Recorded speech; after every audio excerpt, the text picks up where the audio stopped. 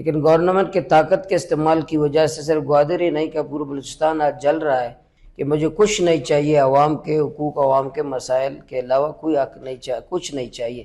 لوگوں کو راشن بند ہو، پانی بند ہو، نیٹ ورک بند ہو، سڑک بند ہو، اور آپ ہمیں کہ ہمارے ساتھ تعاون کریں، ایسا نہیں ہو سکتا۔ حکومت کو پیچھے ہٹنا پڑے گا۔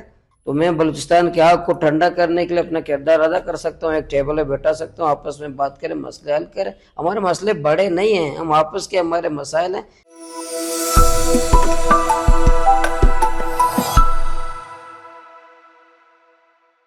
السلام علیکم، وی نیوز کے ساتھ میں ہوں آپ کا میزبان غالب نہاد۔ آج ہمارے ساتھ موجود ہیں رکن صوبائی اسمبلی جناب مولانا ہدایت الرحمان صاحب۔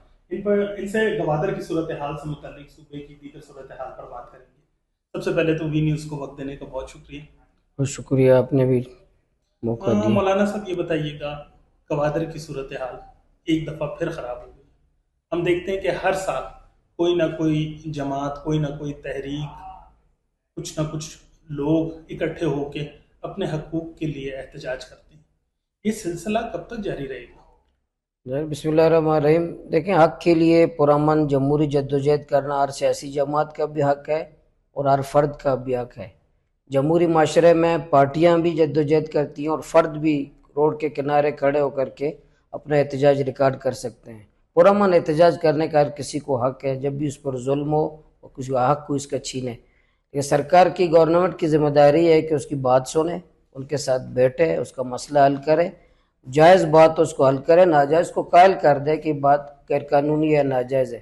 لیکن گورنمنٹ کے طاقت کے استعمال کی وجہ سے صرف گوادر ہی نہیں کہ پورا بلوچستان آج جل رہا ہے۔ اس کی وجہ یہی ہے کہ حکمران سمجھتے ہیں کہ ہم لوگوں کو حق تو نہیں دے سکتے، لوگوں کے جو بنیادی حقوق ہیں، آئینی حقوق ہیں، وہ ہم نہیں دیں گے، لیکن ہمارے پاس طاقت ہے، ہمارے پاس بندوق ہے، ہمارے پاس ڈنڈا ہے، ہم لوگوں کو مار سکتے ہیں۔ اسی مارنے کی پالیسی نے، طاقت کے استعمال کی پالیسی نے آج گوادر بھی اسی طرح جل رہا ہے۔ ایک پرامن احتجاج تھا، ہونے دیتے، وہ احتجاج کر کے چلے جاتے۔ اگر ہاں قانون ہاتھ میں بعد میں لیتے، کوئی آپ کے ریٹ چیلنج کرتے اور آپ کی بات ہی آپ کو کوئی قصوروار بھی نہیں ٹھہراتا، لیکن ایک احتجاج ہوا ہی نہیں ہے، آپ نے روڈوں کو بند کیا، موبائل نیٹ ورک بند کیا، تو آپ خوف کا شکار ہیں۔ تو اس سے ظاہر ہے آج گوادر جل رہا ہے، پورا مکران بلوچستان جل رہا ہے۔ یہ بتائیے گا، آپ حکومت کا حصہ تھے، کیا حکومت کے رویوں نے آپ کو نالاں کر دیا جس کی وجہ سے آپ نے حکومتی بینچز کو خیر بات کہہ دی؟ دیکھیں، میں حکومت میں اس لیے شامل ہوا تھا کہ بلوچستان کے مسائل حل ہوں گے۔ میں کسی مراعات کے لیے شامل نہیں ہوا، کسی وزارت، کسی لالچ میں۔ پہلی دفعہ ملا بھی تھا، میں نے یہ بات کی تھی کہ مجھے کچھ نہیں چاہیے، عوام کے حقوق، عوام کے مسائل کے علاوہ کوئی حق نہیں چاہیے، کچھ نہیں چاہیے۔ تو میں دیکھ رہا تھا کہ یہ بے بس ہیں، یہ فیصلہ ان کے ہاتھ میں نہیں ہے، یہ کچھ کر نہیں سکتے، فیصلے شاید کہیں اور ہوتے ہیں، یہ خوف کا شکار ہیں، فیصلہ کرنے میں آزاد نہیں ہیں، اور یہ وہی پالیسی کی، وہی لہجہ، وہی الفاظ کہ ہم طاقت کے ذریعے سے شاید لوگوں کو کچلیں گے۔ اس چیز نے مجھے مجبور کیا کہ میں ان کے ساتھ کیوں رہا ہوں۔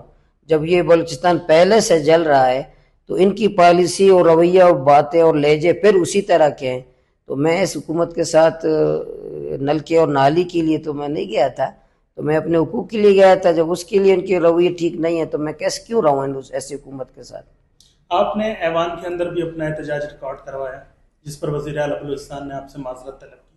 اس کے بعد آپ کی وزیر اعلیٰ بلوچستان سے ملاقات ہوئی۔ اس ملاقات کی اندرونی کہانی کے حوالے سے بتائیے کہ کیا ایسے پوائنٹس اور کیا ایسی باتیں ہیں اس حوالے سے؟ ٹھیک ہے، کل ہماری نشست ہوئی، وزیر اعلیٰ صاحب، ان کے وزراء تھے، چیف سیکرٹری صاحب تھے، اس سے میں نے تفصیلی بات کی۔ ان کو میں نے بتایا کہ آج ایک تو احتجاج ہے، احتجاج کو کیسے بات کریں گے، کس طرح کریں گے، اس میں بھی اپنے مشورے میں نے دیے۔ دوسرا، پوری عوام ہے، لاکھوں عوام آج بند ہے، ان کے راشن بند ہے، اس کا راستہ بند ہے، وہ نکل نہیں سکتے، جا نہیں سکتے۔ میں ان کو بتایا کہ ایک احتجاج ہو رہا ہے کسی ایک روڈ پر، تو آپ نے پورے مکران کو، پورے گوادر، پورے بلوچستان کو بند کر دیا ہے۔ یہ کوئی پالیسی ہے کسی حکومت کی؟ یہ اس طرح حکومتیں آپ چلاتے ہیں؟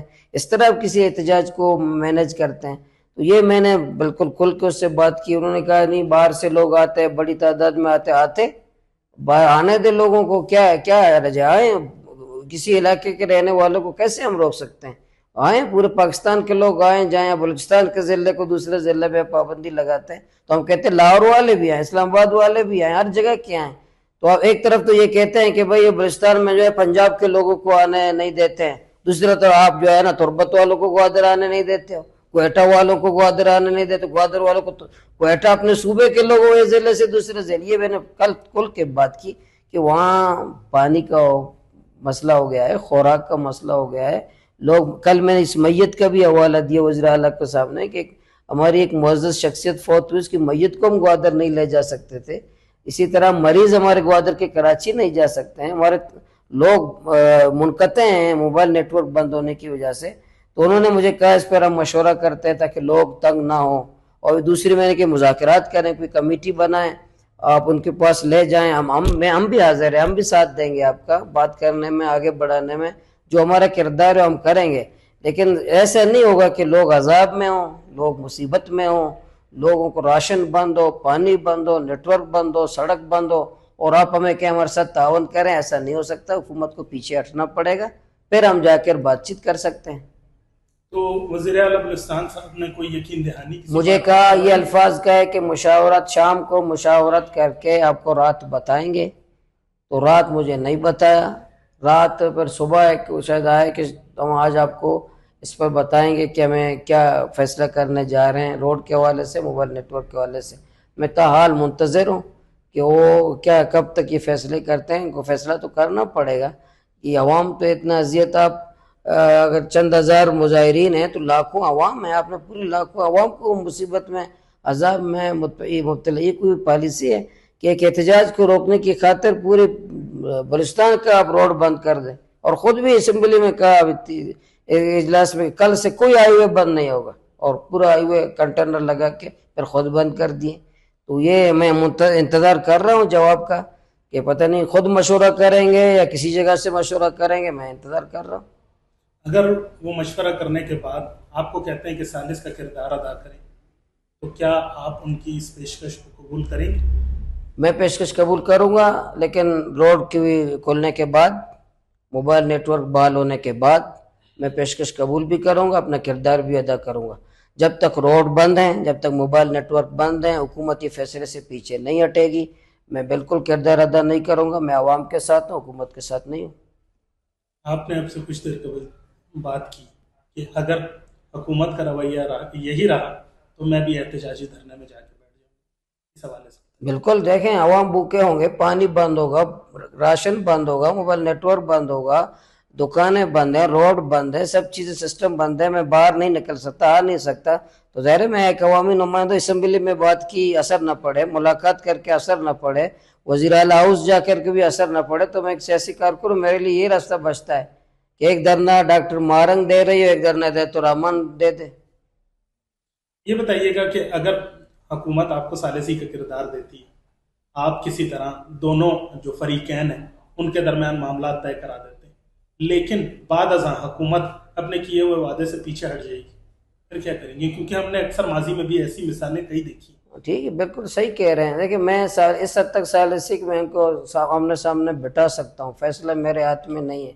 एहतजाज करने वाले बाइख्तियार हैं, उनके फैसले मैं नहीं कर सकता, हुकूमत के फैसले मैं नहीं कर सकता। मैं, क्योंकि ग्वादर हमारा है, वहाँ कुरान हमारा है, बलूचिस्तान हमारा है, या मरेंगे तो हम मरेंगे, भूखे रहेंगे, हम बलोच हैं, हम भूखे रहेंगे, पश्तून भूखे रहेंगे। तो मैं बलूचिस्तान की आग को ठंडा करने के लिए अपना किरदार अदा कर सकता हूँ, एक टेबल पे बैठा सकता हूँ, आपस में बात करें, मसले हल करें। हमारे मसले बड़े नहीं हैं, हम आपस के हमारे मसाइल हैं। लापता अफराद का मसला सबसे बड़ा है, हम बैठ के उसको मसले को जिस फॉर्म में हम मुत्तफ़िक़ा तौर पर हल कर सकते हैं। लेकिन मेरा इतना है कि मैं सामने इनको बिठा करके टेबल पे मामलात को ठंडा कर सकता हूँ, इसकी कोशिश कर सकता हूँ। बाकी अमल करना ना करना, ये दोनों तरफ से क्या वादा खिलाफियाँ होती हैं, उसमें मैं अपने आप को नहीं डाल सकता, क्योंकि उस तरफ भी ज़ाहिर है मेरी पार्टी, मेरी तहरीक तो नहीं है, अलग लोग हैं, अलग फैसले अपने खुद करते हैं, अलग एक कमेटी है, दूसरी तरफ हुकूमत है। मैं ना इनका हिस्सा हूँ ना इनका हिस्सा हूँ, मैं अवाम का हूँ। जो जायज़ मुतालबात होंगे मैं उसकी हिमायत करता हूँ, जो नाजायज़ होगा, जैसे अभी जो तोड़फोड़ हो रहा है, जलाओ घेराव कर रहे हैं, मुझे यकीन हो यकजहती कमेटी वाले नहीं होंगे, लेकिन कम से कम जो इस आड़ में शरपसंदी कर रहे हैं तो हम उसकी तो मजम्मत करते हैं, उनकी हम साथ नहीं है जो जलाओ घेराव कानूनात में लेते हैं। जमात इस्लामी इस्लामाबाद में धरना दे रही है, दीगर शहरों को भी ये धरना आएगा, कोयटा ये धरना कब आ रहा है? उसकी हम मुंतज़र हैं। आज भी हमारी एक मीटिंग है हमारे ज़िले के साथियों की, جو بھی تاریخ انشاءاللہ امیر جماعت کوئٹہ کے لیے دے گا، کوئٹہ میں انشاءاللہ ہم گورنر ہاؤس کے سامنے انشاءاللہ دھرنا ہوگا، کراچی میں آ جائے، پھر وہ پشاور کو دیں گے، لاہور کو دیں گے، جو تحریک امیر جماعت ہمیں دیں گے اس کی ہم تیاری کریں گے۔ ایک آخری سوال یہ بتائیے گا کہ اگر پی ٹی آئی آپ لوگوں کی جانب مرکز میں ہاتھ بڑھاتی ہے تو کیا پی ٹی آئی سے ہاتھ ملایا جائے گا یا نہیں؟ جماعت اسلامی سب سے ہاتھ ملاتی ہے، پہلے بھی جماعت اسلامی نے پی ٹی آئی سے ہاتھ ملانے کی کوشش کی، اور پی ٹی آئی ماشاءاللہ بتایا گیا تھا بہت آرڈر ہیں، انہوں نے آپ خود ہاتھ نہیں ملایا۔ جماعت نے ہر وقت ہاتھ ملانے کی کوشش کی، لیکن وہ پارٹیاں خود اڑ رہی تھیں، کسی نے اسٹیبلشمنٹ کے کہا تھا بہت آرڈر ہیں، جماعت اسلامی کی کوئی ضرورت نہیں ہے، آج جیل کے اندر ہے، تو اس لیے ہاتھ بڑھا رہی ہے۔ تو ہم ہر وقت جماعت اسلامی تو ایک وسیع پارٹی ہے نا، فرقہ پرستی پہ یقین نہیں رکھتی، مسلک پہ یقین نہیں رکھتی، علاقائیت نہیں ہے، تو جماعت اسلامی ہر ایک سے ہاتھ ملائے گی۔ ہاتھ ہی نہیں، ہم جماعت پارٹیوں سے گلے بھی ملانے کے لیے تیار ہیں، لیکن پارٹی اپنے فیصلے خود کرے اور دوسروں کے فیصلے پہ نہ ہو۔ بہت بہت شکریہ ہدایت اللہ۔ بہت شکریہ۔